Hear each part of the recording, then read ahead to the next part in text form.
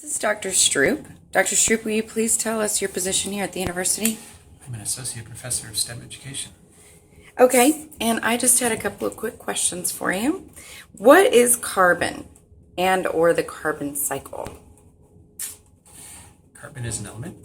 It's a very common element. The carbon cycle is carbon appears in natural systems in various forms. Simple sugars inside of plants, carbon dioxide in the atmosphere.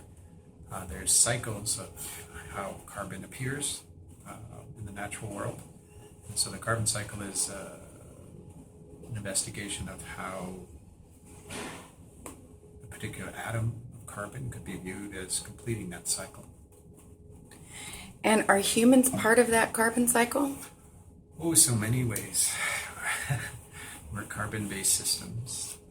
So yes, we use sugars as part of our energy system. There are other ways in which carbon show up in our food. And then finally, we exhale carbon dioxide as part of using those sugars. And so, yeah, in lots of ways, carbon appears as part of our lives. Okay, and are carbon emissions having a global impact? I think the evidence from scientists who study the atmosphere and global warming say yes. I'm not an expert in the area, but it certainly seems like the evidence is on the side of saying carbon is affecting our participation in releasing carbon more than might have been there. It's having an effect on the environment. Should carbon emissions be monitored or regulated? Sure. I think that probably has to go with the implications of the science, if the science is right. Or even if there's, you get into kind of weighted idea, the effects of us ignoring it could be so dramatic that I think the costs associated with trying to intervene, for the most part, relative to our carbon dioxide use, makes sense. That's how science is supposed to work. Okay. Do you have any ideas of how carbon emissions could be monitored or regulated?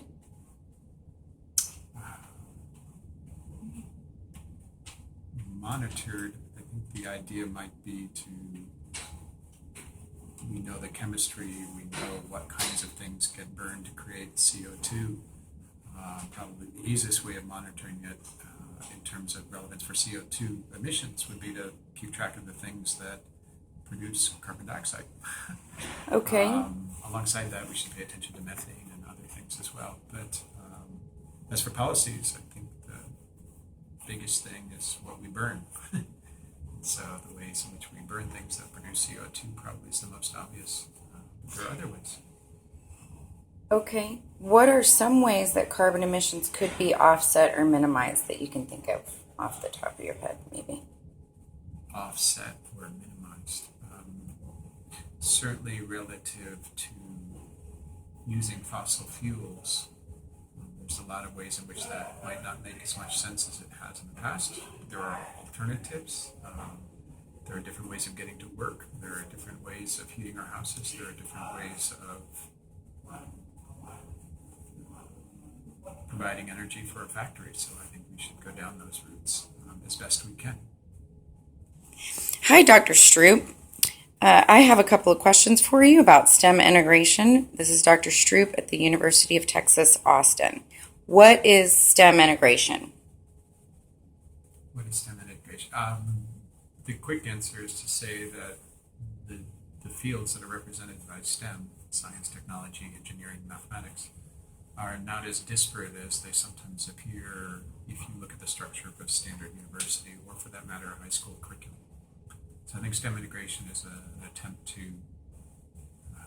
pay more attention to the ways in which these domains can inform each other. Okay, and do you know of any evidence or have personally experienced benefits to STEM integration that outweigh traditional discrete math and science classes? Well, part of it is we need to acknowledge that the curriculum we have reflects a certain history. So the focus on calculus in the math curriculum, in a sense, was part of STEM integration, was part of our attempts to respond to the launching of Sputnik and the kind of scientists that we thought we needed at the time. So the sense that we might be trying to put them back together again ignores the history that produced the curriculum we have now. So now we have a long march to calculus on the math side, in part because it allows us to do things in science that we wanted to do in engineering. So if we take the one concept of rate and amount, the interaction between the two, that would be an example of something that shows up in the math curriculum. It also shows up in science. If we can't talk about rate and amount, then we are stuck in statics, and we're stuck having science and engineering education be about naming the parts of things, not talking about how they actually work and interact.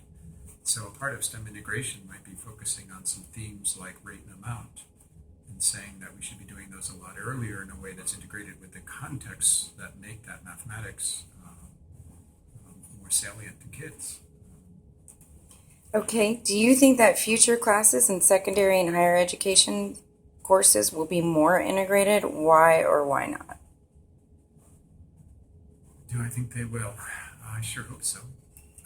Certainly one of the commitments of UTeach from the very beginning, as somebody who was part of the very beginning, was to pursue this integration, not just within the domains, but then also across the folks that try and pay attention to how we learn and teach these domains.